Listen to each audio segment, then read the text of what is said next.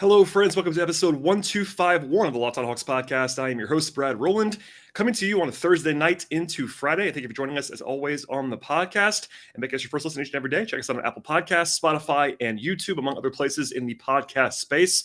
And I'm joined today for a two-part episode with my friend Ben Pfeifer. Ben's been on the show for 4 or 5 years in a row talking about the NBA draft. He is an NBA draft expert, dives into the NBA draft as well as anybody, and that's a lot of fun to talk to Ben for a number of minutes and hours here. That's why it's become a sort of a two-part episode. But this is part one you're about to watch/listen to. We cover all kinds of stuff on the NBA draft, and certainly would recommend checking out Ben's work in the NBA draft space, whether it's podcasts or writing, etc.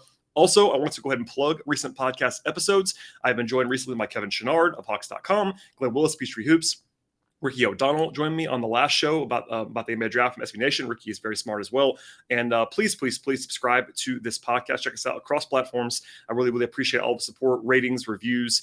Check us out on Twitter as well, at Locked On Hawks. So follow me if you want to, at BT Rowland. But all that said, we'll get to the intro here, and then we'll have part one with myself and Ben Pfeifer on the NBA draft. You are Locked On Hawks, your daily Atlanta Hawks podcast. Part of the Locked On Podcast Network. Your team every day.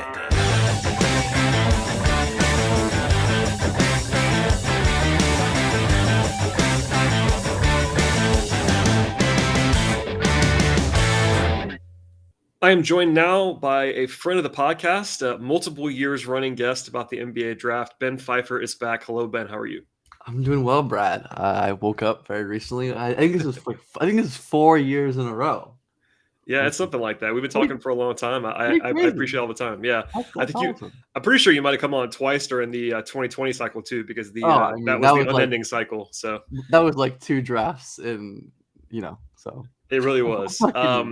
And obviously, it's a weird time in the draft when we're talking now. There's still, 3-4 weeks before the draft actually comes, and the intel cycle hasn't quite ramped up just yet. We got a little bit of that coming out of the combine, but the full-fledged madness of rumors and who's going where hasn't really hit yet as we're talking. But that stuff's always interesting. But it's also kind of, this year in particular for me anyway, this is kind of I have the beholder draft overall. I was going to ask you what you think about the class overall. We can sort of dive in beyond that. But do you think this is a pretty interesting class? Are you bored by it? Where's your brain at with this class? This is not my favorite class. I definitely have warmed on the top a little bit. I've always been pretty high on Chet and Paolo.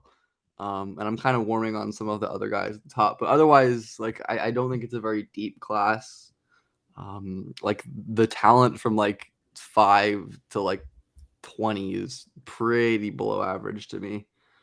Even the talent in the top 4, to me is pretty good. It's also probably below average.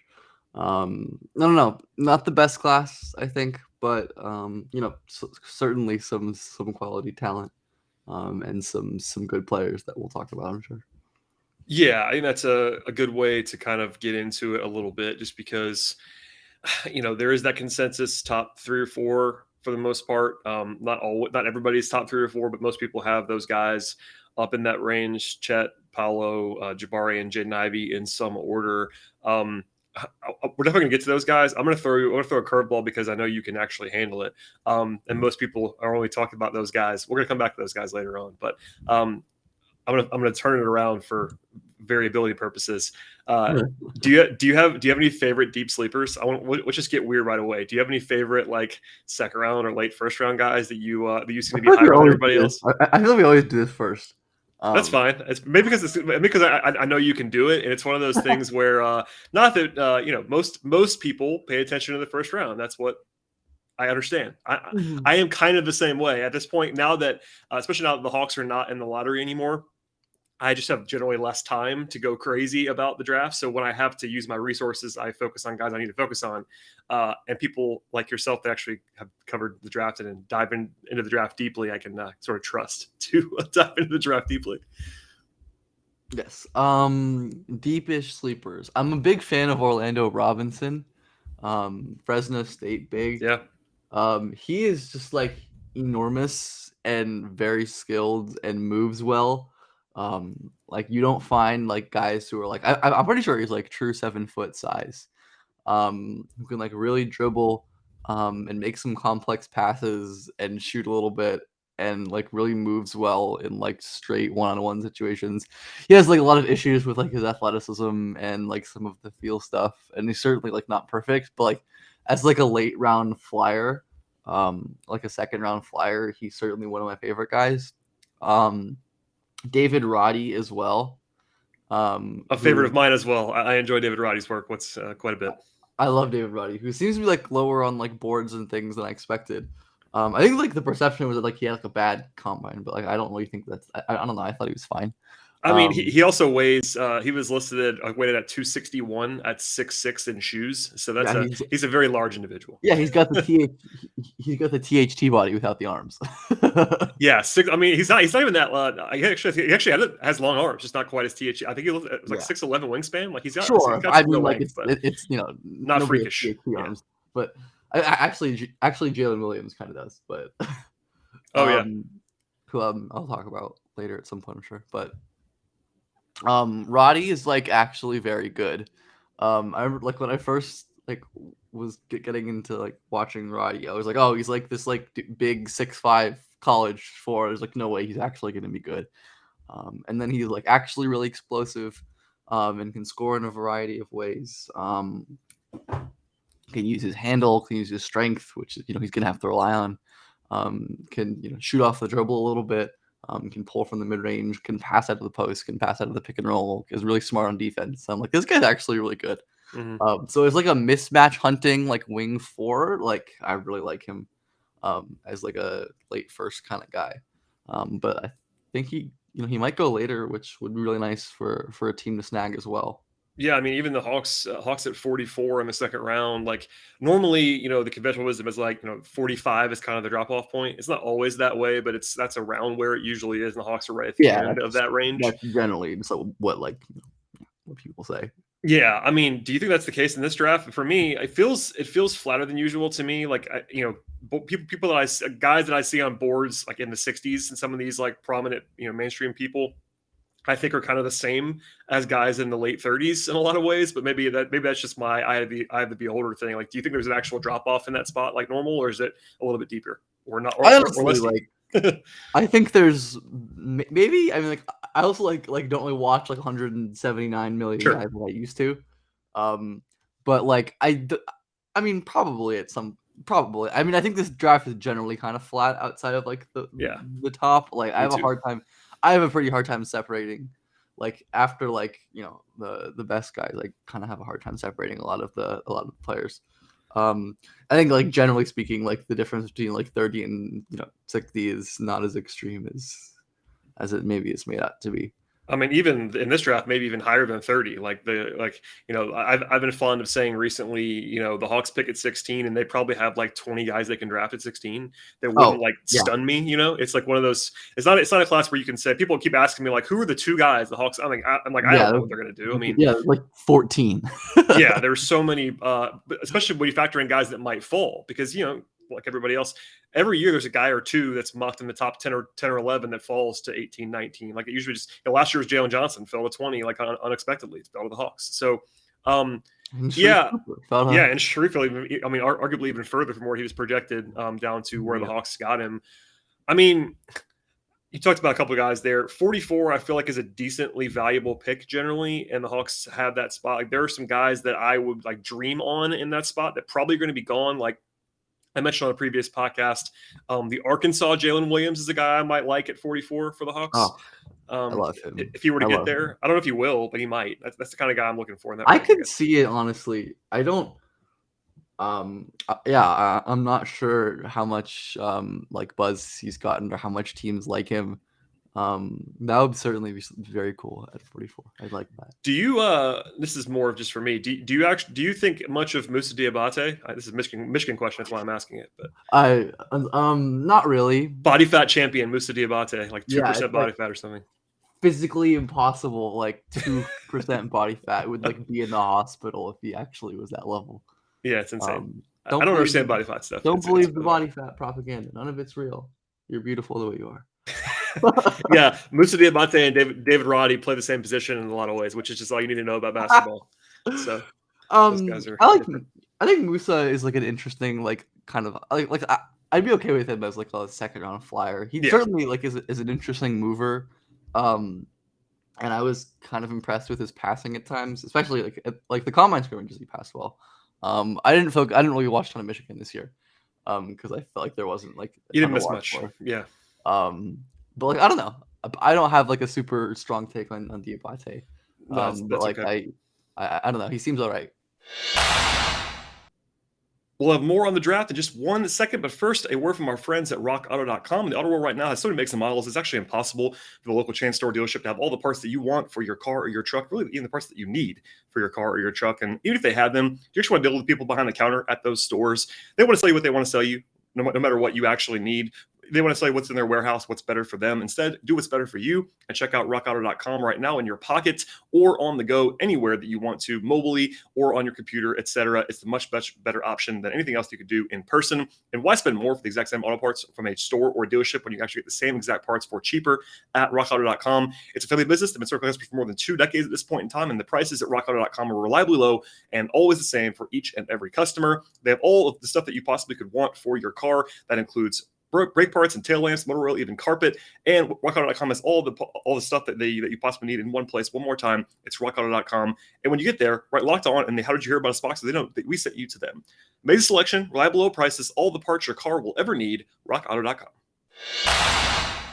I want to pivot a little bit and ask you about your philosophy. Like I kind of know it from talking to you in the past. I know we have new listeners, and it's been a long time since we talked. Like just generally, top of the board, middle of the board, whatever. What are you evaluating? What are you looking for? Like, what do you value? Are you a ceiling guy? Like, what's your general kind of draft ethos when you kind of evaluate guys, especially with the way the game is actually kind of moving now? Yeah, I definitely am one to value like ceiling over basically all. I mean, there's situations where that is not true, but I think I certainly value upside more than I'm more than median. I saw someone made like a 4 quadrant chart that was like upside BPA, and then 2 other things I don't actually remember, but like I would be all the way at the top of the upside for sure. I think advantage creation is like the most important trait that like I value for players who are like that. Obviously like guys who are like Jalen Duren or like something like that. I'm not really looking for advantage creation. Advantage creation, like general feel and awareness, like it's a hard thing to describe in like a short amount of time, but Sure. can you play the game? Like, do you have like good awareness and like processing and the spatial awareness and stuff like that on both ends? Um, and then you have functional application of physical tools. Not only do you have good tools, because having athleticism and tools and strength really matters, but do you have the tools and the capacity to apply them in a way that actually like matters? So like the classic example of this is like James Wiseman, who is like enormous and giant, but because of his like lack of skill generally, and maybe his other athletic deficiencies like his hips and his fluidity, not his fluidity, like his ability to like change directions in space. Like there were questions about if he could actually like use those tools. So Right. those are like the big things I look for. I'm always taking best player available. Basically, I'm always shooting for basically upside. Obviously, like there's more nuance to that. Like, Sure. Yeah, there's always more nuance that's yeah, involved. No, I just wanted to at least set the stage a little bit for that before we start talking about guys in the first round, because there's definitely some varying schools of thought, especially in the class that we just talked about being is pretty flat across the board. I'm not sure how much you're paying attention to like the mainstream, ESPN athletic kind of boards at this point in time, but I wonder if there's anybody that you have seen that's like routinely outside the top 20 that you think should be higher, sort of as we sort of lean toward the Hawks direction at 16. Like as an example, guys like Marjon Beauchamp or Jaden Hardy, or you mentioned Jalen Williams, but Jalen Williams before is a guy who's rising, or Blake Wesley. Guys are usually like not in that 15 to 10 to 15 range, but anybody that you like in that range that might just surprise people that you would consider as high as 16. yeah. I mean, Jalen and Blake Wesley are both 2 guys who fit that bill for me. Like the other Jalen, Santa Clara Jalen Williams. There's too many Jalen. There are too many Jalen Williams. Yes. Yeah, there's like 3 of them, which is it's like if I had a nickel for every Jalen Williams, I'd have 3 nickels. Yeah, Not a lot, but I did a show with somebody. It's actually not my podcast. I was a guest, and I realized I talked about Jalen Williams like 4 times, and I talked about different Jalen Williams and didn't differentiate between the two of them at all. And I was like, I wonder if they knew who I was talking about. Afterwards, I was like, I don't know if they realized who I was talking about. It was just one of those things. Yeah. Anyway, like Santa Clara Jalen Williams, like a 6'6", like off combo wing. True, like I think would be really cool in Atlanta. I actually did like I went when I was like bored and posted a mock. I think I gave them Jalen Williams a 16, honestly. 7'2" wingspan, by the way, at 6'5" and 3/4. He has the THT body. That's what I was talking about earlier. Yeah. Like he is like a very impressive passer for a guy of his size. Can really like score off the dribble. Has nice touch. Can shoot pull-ups. Can work in the pick and roll. Like the length on defense is good. Like there are like athletic questions and like issues with like his ability to create separation off the dribble. But like when you're playing like with Trae Young, like you don't really need to be able to do that.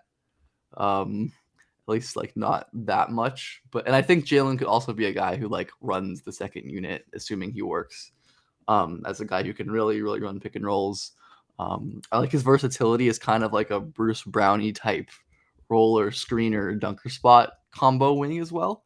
So he's done some of that this year, and like he has the tools for it and the skills for it and the IQ for it. So I like Jalen Williams a lot, and like it wouldn't surprise me to see him go like in the top 20 just because of like the way he's been rising.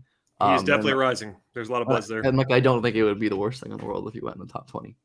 And Blake Wesley, yeah, I really like Blake Wesley.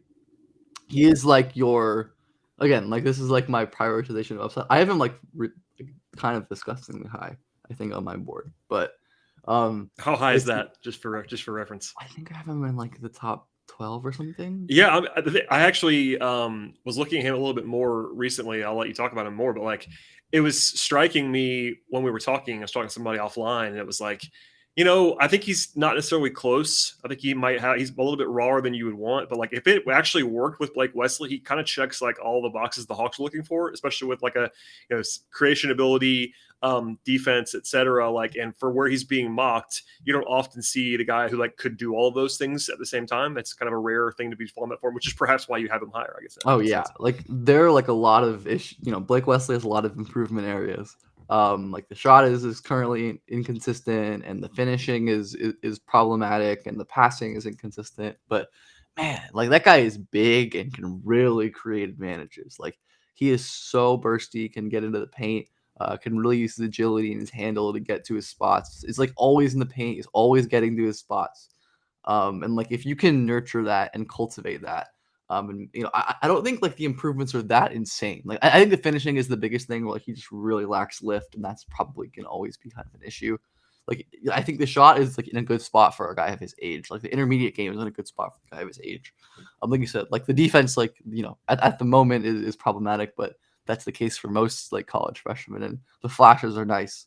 He's like very long and kind of strong for a guy of his size. So I'm a huge fan of Blake. Like he might not be great, he might not be an NBA player, but if he hits, he's going to be really valuable.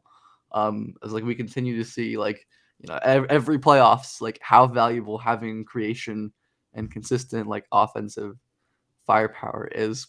I think Blake Wesley is like one of the better creator swings in the draft, and you're probably going to be able to get him in the 20s. Similar with Turk Smith, the NC State guy. Yeah. Who is just like seems to be a potential nuclear shooter. Like just shot a ridiculous amount of threes this year. Like Steph and Trae level volume, which is pretty crazy. And like has real burst, can make a couple simple pick and roll passes.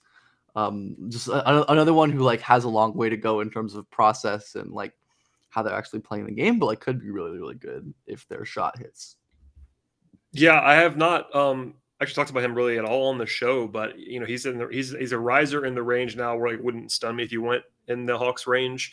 I don't know how you feel about that fit with Trey, because like you said, his claim to fame right now is as a perimeter shooter. He can get off, he can drive a little bit, but not a great finisher right now. What I saw, so like the Hawks are looking for guys who can get downhill a little bit more. But maybe if they were just looking at a pure shot creation, it's not. I mean, it wouldn't be my ideal choice. Yeah, honestly, I think I'd probably rather have his teammate Darion Sebron, who that's like maybe like my like biggest difference in like not only mainstream but also like draft Twitter consensus is like I love that guy. He's your guy. Yeah, he is one of my guys. Like he is like I think ultimately reflective of my philosophy, especially for this draft. Like he is like a non-shooter at this point. He is a non-defender at this point, and he doesn't finish. And the passing is like inconsistent, but his ability to create advantages and get to the rim is very special. He has like for context, he has more rim attempts than Zion did his freshman year at Duke. Seems pretty good. Yes, which means he has more than anyone ever, or at least in the last 15-ish years that but the BART database goes back. Like he is not a perfect driver, but he is so explosive off the first step and even the second steps. His change of direction is so impressive. And like it's another situation like he's like more than likely to probably not be an NBA player. But like if he's able to be nurtured and cultivated in the right environment, and I'm not sure Atlanta is the right spot for this. Yeah. But like because like he's going to need a lot of work and a lot of G League time. I could see him being like a really valuable like off guard slasher advantage creator, who's just like impossible to stop and stay in front of. Again, like a lot of hurdles to overcome, but like the high end traits, like I think of, so like I am a Colts fan, and they do this wonderful thing where they like go inside like the draft war room and like kind of like show you like what their process is. It's very cool. I'd recommend anyone who's a fan of like the draft, football or not, to go watch it. And their GM Chris Ballard says like he always says look for high end traits, and he always says look for what they can do. And I try to keep that in mind when I'm watching for basketball, because I think it matters. And like the high end traits are very real. So that was a long ramble, but Darion Sebron is undervalued. So. We'll have more on the NBA draft momentarily, but first, a word from our friends at BetOnline. And BetOnline is the #1 source for everything that you want in the betting space, including sports information. They have poker, they have the casino online, et cetera, et cetera. And you can follow all the latest odds, news, and sports developments, including this year's NBA playoffs, Major League Baseball scores, and all that kind of stuff, fights, even next season's NFL futures, college football futures, college basketball futures, across the board. Futures bets are always open at BetOnline. And they have the continued sources for all of the wagering information that you want. They have live betting, they have esports, and much more. And they have all the sports that you want. And that includes, of course, as a small offering of what they have, golf, tennis, auto racing, horse racing. They have soccer, cricket, entertainment bets, any sport you can think of. And again, in addition to the poker, casino games, and more. Head to BetOnline right now today, or your computer or mobile device to learn more about all the trends and the action across the sports world. BetOnline, where the game starts. A couple of guys I have not talked about really at all, so I'm perfectly teeing them up for you. They're kind of different players, but kind of in the Hawks range. One is Bryce McGowan's from Nebraska, and the other one is Ousmane Dieng, who seems to be like getting lottery buzz now. Do you have takes on either one of those guys? Because honestly, I don't. I really don't at this point. And those are two guys I still have to watch more of, because I just find myself looking through boards and things. I'm like, okay, those guys are in the Hawks range, and they're kind of they're wingy, and it's like maybe the Hawks could draft these guys. I have to learn about them a little bit in the coming days. Yeah, I'm not a huge McGowan's fan. I like him more as like an early second kind of flyer, because like he is like very large and has extremely impressive scoring craft. Like his footwork, his craft finishes, his kind of intermediate scoring versatility, his shot seems to be pretty good. He's very, very good. I perceive him as a pretty difficult, like a pretty bad athlete and handler and passer. And to be like, he was like, people like will make the correct point. Like he was like very overextended this year at Nebraska. Like he should not have been carrying the usage that he was. And that's Nebraska for you. Yes. You go there as a top tier prospect, and that's gonna be what happens to you basically. Yeah, he gets the Thibodeau treatment. Yeah. But like there are like a lot of limitations to me, like in terms of his athleticism and his feel like that make him work as like a primary, as like a real scorer. Because like that's kind of like the way you get the most value out of McGowan is like you get him the ball in his hands, and you just like let him drive and let him work in like the mid post. I feel like that's like not ideal for Atlanta. When like that's kind of like not how they really like to play offense, especially like with Trey. And like I don't think he's someone you want like feeding possessions when Trey's not on the floor. Yeah. At least like early in his career. I mean, maybe he develops into that guy, but unlikely. Or I mean, unlikely at least early. So not my favorite player in the world. Jang is someone who like I am like just getting to watch. Like he's like the last like main guy I'm watching, and I certainly am a fan of his. I think he would be a good pick at 16 for sure. Yeah, he might be gone at this point. Like, there's I keep seeing him in like the 10 to 13 It seems like he will be at this point. Yeah, like, which is okay. I have been in on like all of the giant NBL passers in the last couple years, so yes, that's true. Seems like nothing is changing. He's quite good. Improved a lot as the season went on. I think the thing with him is like his handle is really impressive. Like I'm sure he's gonna like get plenty of giddy comps for like obvious reasons. But I think they're like pretty different players. Like his handle is magnificent for a guy of his size. Just the way he's fluid and agile and able to change directions and set up his intermediate scoring, which is the big issue. Like how is he gonna score? There is like some flashes of like floater work and like off dribble threes and stuff, but all of his scoring is like very, very inconsistent and flash based at this point. Like he doesn't do it with regularity at all. It's kind of a struggle with his lack of athletic tools. But like he can really dribble and he can really pass. Like I don't think he's like an elite passer or anything, but he has like a lot of complex reads in his bag. And can make some really impressive plays with his size. And then defensively, he's like quite good. Tries hard, is like long as shit. Can really move for a guy of that size. So I like him a lot defensively as well, long term. It's like an interesting like combination of skills. Like I kind of got burned by like I think he has like broad similarities in terms of like skills and upside to like this is a weird one, but Leandro Bolmaro was like, another guy who could like really dribble, like really pass and couldn't score. So like I'm interested about like the development of these guys more than anything. I obviously like Jang is the different player and like he's way bigger than Bolmaro.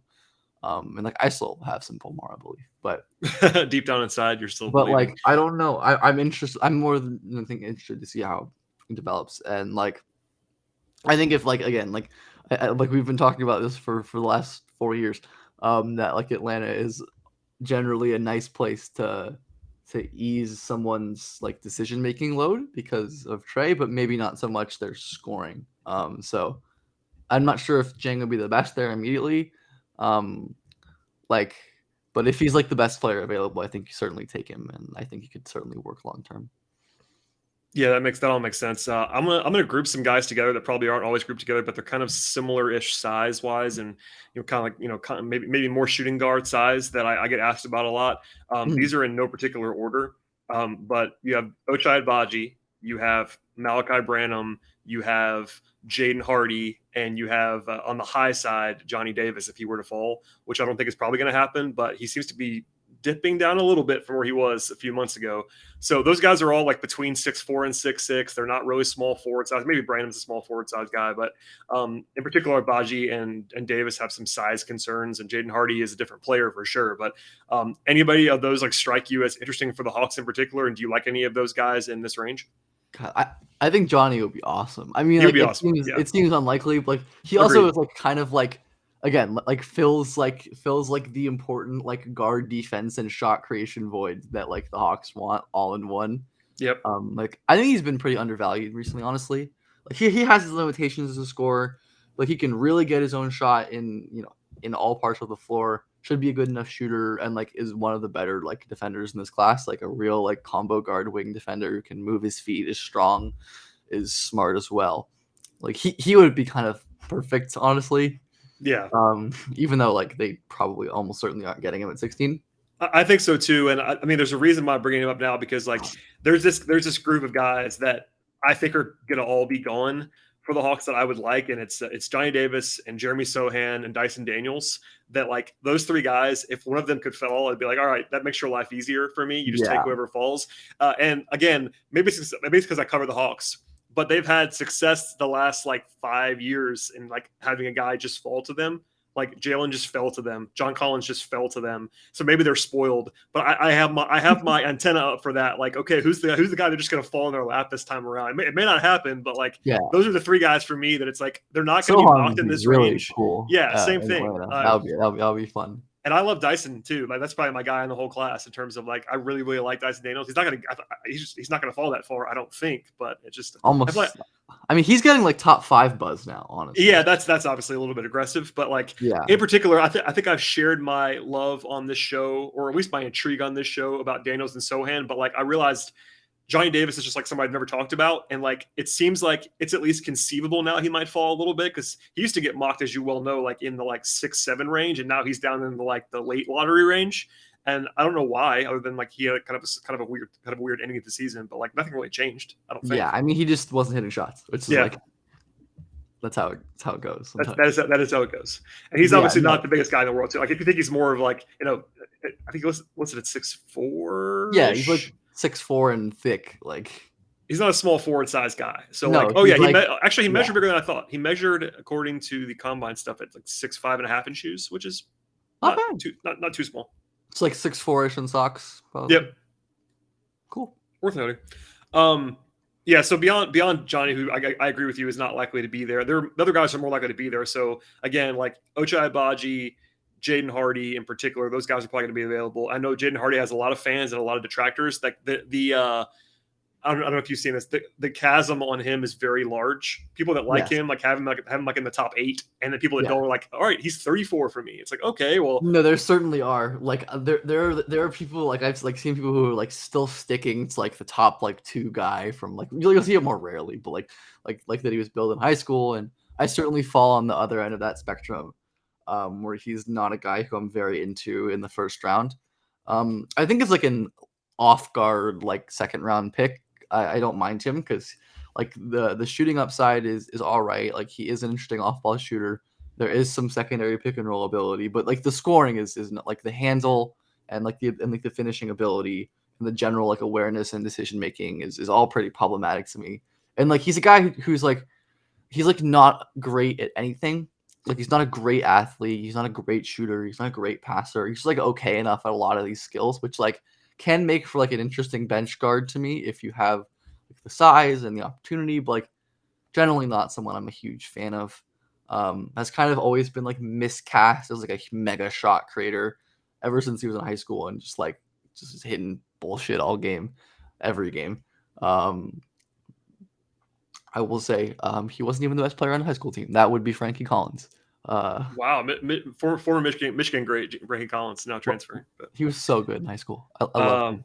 But yeah, Hardy's interesting. I feel like I feel like he makes sense in Atlanta. Honestly, I mean, like as a lot of off guards do. But yeah, I was gonna say there's a reason why I bring those guys up together is because depending on what the Hawks want to do in this draft, they have a stated desire to find another shot creator on the perimeter, and like he, in theory, would be checking that box if they were to draft him. I'm probably higher than you, but I'm not in the like top 10 Jaden Hardy guy. I don't see that. And for me, he's the kind of player that I'm never going to like as much as everybody else does because he's just like a volume shooter, scorer type that I'm just never going to be hugely into. But I could say like he was better late in the year. The games I watched at the end of the season were way better than the beginning of the season, and maybe it's just because he was playing in the G League, and it is harder to play in the G League than it is to play in college. That is worth noting. So I don't know. Yeah. I sort of think that, like there's a way for him as like an off combo guard, but like generally not. Like I didn't definitely invest in other guys. Like I'd much rather invest in Ochai or Branham, for example. Yeah, I think Branham probably is going to be gone too. Like he's he's usually mocked in that range with guys like Sohan and Daniels. Yeah, he's my favorite of between like 8 to 13, where they usually end up going. But I've talked about him a lot. What do you make of Malachi Branham as a prospect? Like you said, he's your favorite guy of these. So obviously he'd be a pretty good value at 16 in your mind. Yeah, I mean, I think this is about right for him. Like I think he's like, I think I probably have him around this range on my board. He's a really interesting shooting prospect, which is like the main thing with him.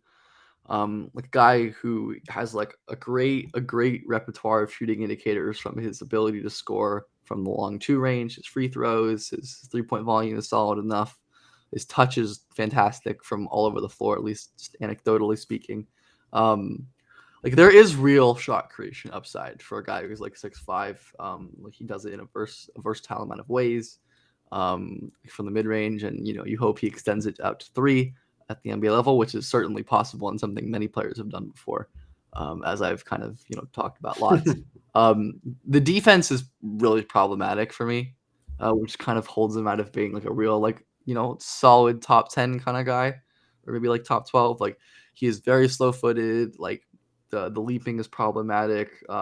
Generally just like seems to it's like an interesting case where like it doesn't seem like he's like a guy who doesn't try, but like is like just really struggles in terms of like awareness and picking his spots and his rotations, which is totally normal for like college freshmen. Like this happens all the time.